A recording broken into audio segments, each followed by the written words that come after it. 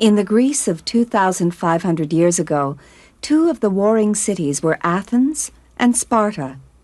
Their security systems developed in a completely different way, even though they were only 240 kilometers apart. And yet, in the beginning, they were probably quite similar. Like many other cities, Athens and Sparta grew up around a high area called an acropolis, on which they built a temple and which was easy to defend. Sparta and Athens were surrounded by rich farmland, where enough food could be grown to feed the city dwellers as well as the farm families. But about 2,700 years ago, the populations of Athens and Sparta became so large that the surrounding farms could no longer grow enough food to feed everybody. The two cities chose different solutions to the same problem. Athens decided to branch out into foreign trade. They began to export oil and silver and to import the goods they needed. For this, they used their cargo ships, protected by their powerful and speedy warships.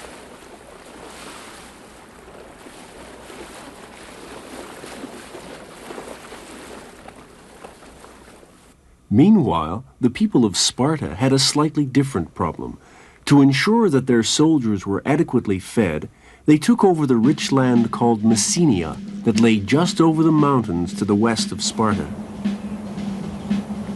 The Spartans divided up the new territory amongst themselves. They made the original inhabitants into slaves and forced them to farm the land for their Spartan masters. So the food problem was solved, but the Spartans weren't able to relax and enjoy their new prosperity. They were terrified that they would lose the land that they had gained, or that their slaves would rise up against them, or even that someone else would conquer them the way that they had conquered Messenia. So Sparta decided to become a completely militaristic society. For the Spartans, security meant sufficient military strength to hold on to what they had. And no price was too high to pay. It started at birth, when a newborn baby was brought before a panel of elders who decided whether it was healthy enough to be a Spartan citizen. Babies who weren't fit were left outside to die. At the age of 7, all boys were assigned to a military unit. They lived communally until they were 35 years old. Discipline was severe, to encourage toughness. But stealth and cunning were also valued, so the young men were expected to marry and father children while they were still living in army quarters, under the strictest orders never to leave. Quite a challenge. Sparta's militarism had some interesting consequences. They believed that art was a corrupting influence.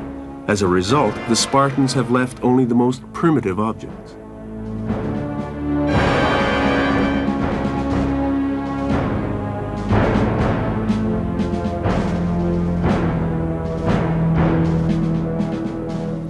While in Athens at this time, the arts were highly developed. We'll see in the next two programs how the Athenians excelled at poetry, philosophy, and sculpture.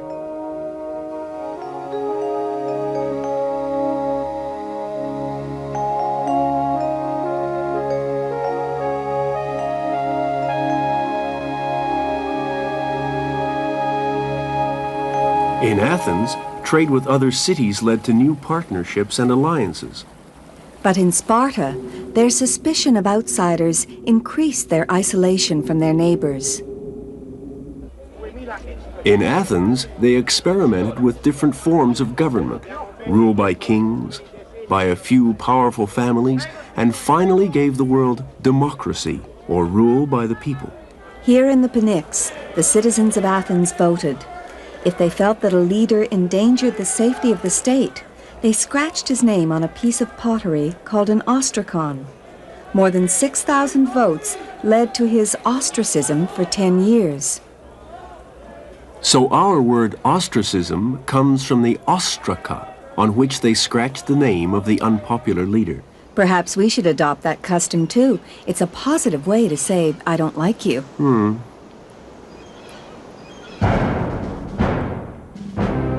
However, conservative, tradition-minded Sparta retained their rule by an elitist group within their city, but maintained a militaristic dictatorship over their dependents.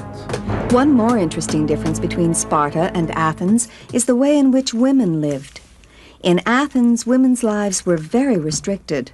They mostly stayed at home and rarely appeared in public.